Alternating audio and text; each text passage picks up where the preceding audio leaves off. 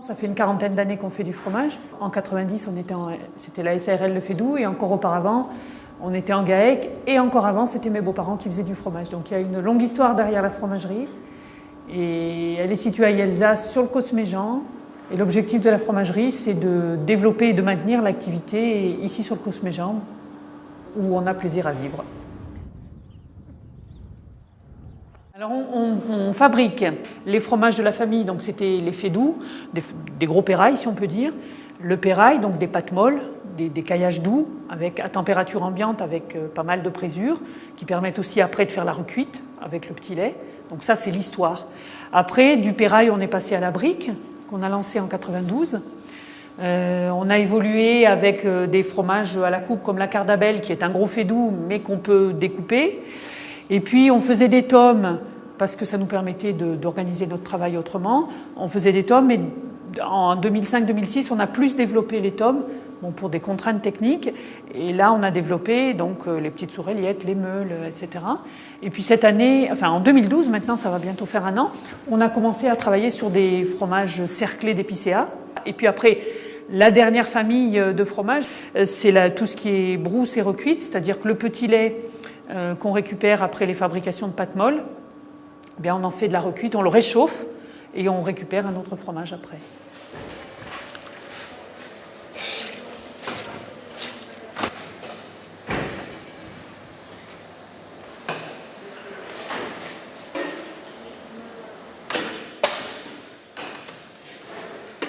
Alors il y a 18 équivalents temps plein, ça fait un peu plus d'une vingtaine de personnes. Tout le monde est important.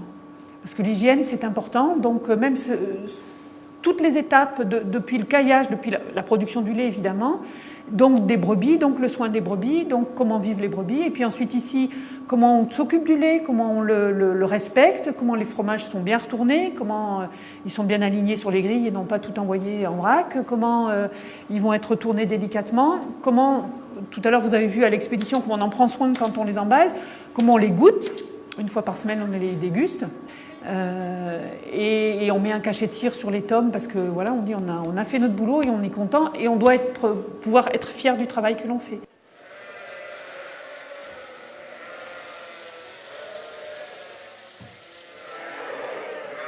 On a une exploitation actuellement de 600, presque 700 hectares, la SAU totale, avec 100 hectares qui sont à peu près mécanisables, mais sur le Cosméjean, donc c'est avec des cailloux, de la sécheresse importante, donc voilà.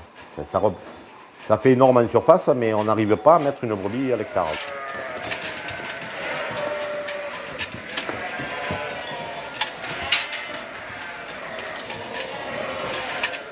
Depuis 1976 ou 17, on est sur Yelzas et on a démarré comme ça. Avec une traite manuelle au début, et puis on s'est équipé de machines à faire, de chambres froides, puisque toute la production au début se faisait jusqu'en 90, ça s'est passé sur l'exploitation que vous avez là. Au début c'était c'était un peu compliqué, quoi. Il fallait faire un peu de. Mais les gens ont joué le jeu, les commerçants ont joué le jeu, parce qu'on connaissait quand même des gens qui et puis on produisait quand même un peu plus en décalé. On arrivait en période touristique, donc les gens quand même. Là il y avait des grosses ventes qui se passaient juillet, août, septembre. Au début, on voulait le faire sous forme coopérative, puis les gens n'y ont pas trop cru, mais alors on l'a gardé sous. Le projet a été familial, ça a été une SARL, maintenant. Voilà, c'est comme ça, parce qu'on a cru, nous, on a cru à notre pays, quoi, parce qu'il faut y croire. On fait vivre 11, 12 producteurs. Il y a des producteurs qu'on prend ponctuellement sur la fin de saison. On est monté jusqu'à 12. Je pense qu'on peut arriver à faire vivre 12-14 producteurs, honnêtement, de leur travail. Et ça correspond à notre besoin. On n'a que du lait produit ici, du lait produit sur le Cosméjean et le Cos de Sauveterre. C'est bien évident qu'on est là aujourd'hui parce qu'il y a des éleveurs. Mais aussi parce qu'eux, ils savent produire ce lait-là à partir de landes, de fleurs sauvages. Ils complètent avec des prairies qu'ils ont semées, évidemment, mais il y a aussi des parcours. Les brebis sont dehors une bonne partie de l'année. On est en symbiose les uns avec les autres et on est très, très, très interdépendants. Et je crois que c'est aussi un des atouts de notre région, c'est qu'on est dans des régions qui sont tellement pauvres et tellement extrêmes que du coup, cette interdépendance-là, on est obligé d'en avoir conscience.